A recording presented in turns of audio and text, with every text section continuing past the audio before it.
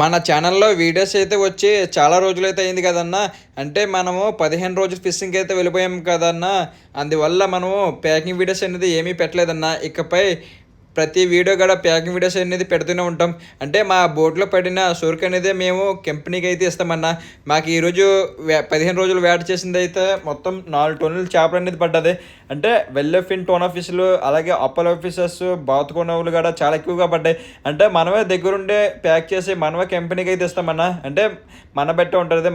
మనము live fishes అన్నీ పెట్టి మనమే దగ్గరుండి కంపెనీకి అయితే ఇస్తామన్నా. అందువలన మనకైతే మంచి రేట్ అయితే ఇస్తారు. మీలో ఎవరికైనా సీ ఫుడ్స్ కావాలనుకుంటే మన స్క్రీన్ మీద ఉన్న నంబర్కి అయితే మీరు కాల్ అయితే చేయండి. మనం అయితే ప్రతి ఒక్కరికి సముద్రంలో దొరికిన సీ ఫుడ్స్ అయితే ప్రతి ఒక్కరికి పంపిస్తాము.